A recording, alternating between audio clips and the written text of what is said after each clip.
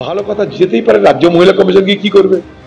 রাজ্য সরকার দাঁড়ালি করবে, যেটা হয়েছে সেটাকে ধামা চাপা দেওয়ার চেষ্টা করবে। আর কি এত বড় একটা ঘটনা কলকাতার বুকে ঘটছে কেন? সরকারি হোক বেসরকারি হোক, যে প্রতিষ্ঠানে হোক না কেন, এটা আজকে বাংলায় ঘটছে কেন? তার প্রতিরোধের তারকে সেটা যাতে না ঘটে তার জন্য কি ব্যবস্থা করা দরকার, সেটা নিয়ে সরকার এবং যারা শিক্ষা প্রতিষ্ঠানের কর্তৃপক্ষ সকলের মধ্যে তো আলোচনার মধ্যে দিয়ে একটা দীর্ঘস্থায়ী পরিকল্পনা রচনা করা দরকার। সেখানে তো মাথা ব্যথা করছে না আজকে সরকার। মহিলা কমিশন পাঠিয়ে আমাদেরকে স্তব বাক্য দেওয়া হবে, বাংলা মানুষকে আরেকটা কুমিরের ছাড়া দেখিয়ে বলা হবে দেখো আমরা তৎপর হয়েছি। রাজ্যে মহিলা কমিশন আজ পর্যন্ত এতগুলো যে ঘটনা ঘটেছে কটা তদন্ত করেছে, আর তাদের তদন্তে কার কি সাজা হয়েছে বলুন। দোকান নামে কমসে কম রাজ্যের লোক তো জানতে পারবে রাজ্যে মহিলা কমিশন বলে একটা জিনিস আছে, নাহলে তো আমরা জানি না রাজ্যে মহিলা কমিশন বলে আছে কি। বরঞ্চ পশ্চিমবঙ্গ থেকে কেন্দ্রীয় মহিলা কমিশনে কি আছে তার ছবি মানুষ দেখেছে, তার কর্মকাণ্ড রাস্তায় দেখেছে। এবং আমি হলফ করে বলছি, এটা হয়তো আমারও ব্যর্থতা, রাজ্য মহিলা কমিশনের প্রধানকে তার নামটা কিন্তু আমি জানি। আচ্ছা, হয়তো আপনাদের মধ্যে সাংবাদিকরা বাদ দিয়ে রাস্তার সাধারণ 5টা মানুষকে আপনি পরপর জিজ্ঞেস করুন, একজনও তার নাম চেহারা দেখিয়েও যদি ফটো দেখিয়েও যদি জিজ্ঞেস করতে বলতে পারে। এখন এই ঘটনা তদন্ত পুলিশ করছে, আর তারই মধ্যে অভিযোগকারিনীর বাবার একটি বক্তব্য ভাইরাল হয়েছে যা তদন্তের ক্ষেত্রে অত্যন্ত গুরুত্বপূর্ণ। তার বাবা, অভিযোগকারিনীর বাবা, তিনি বলছেন তার মেয়ে তাকে জানিয়েছে যে তার উপর কোনো রকম টর্চার হয়নি, কেউ কোনো খারাপ ব্যবহার করেনি।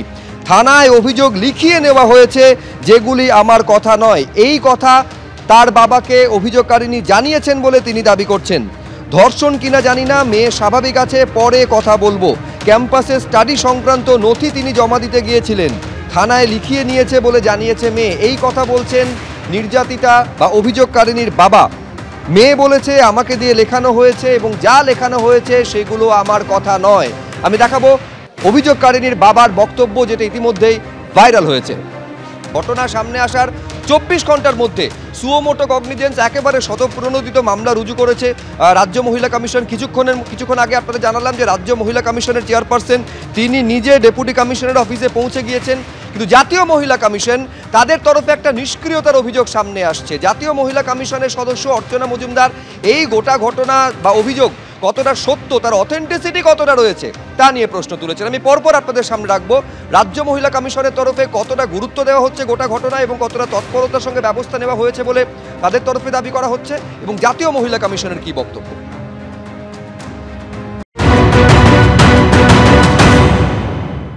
সুমোটো করে দিয়েছি স্বতঃপ্রণোদিত মামলা, যেটা মেয়েটির অন্য কোনো ফর্মালিটিতে আটকে না যায় এবং পরিবার এই সময়ে তো একটু সেন্সিটিভ ইস্যু, পরিবার যদি এক্ষুনি কোনো অস্বস্তি বোধ না করে আমরা কথাবার্তা বলছি। আমাদের হরিদেবপুর থানার সঙ্গেও কথা হচ্ছে, ওরাই আমাদের কনফার্মেশন দেবেন।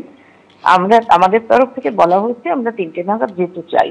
এই ধরনের ঘটনা ঘটা উচিত নয়, কোনো প্রিমিয়াম বলুন সাধারণ জায়গা বলুন, এর মধ্যে কোনো মানে বিভাজন আমি করতে চাই না। কোথাওই এই ধরনের ঘটনা অভিপ্রেত নয়।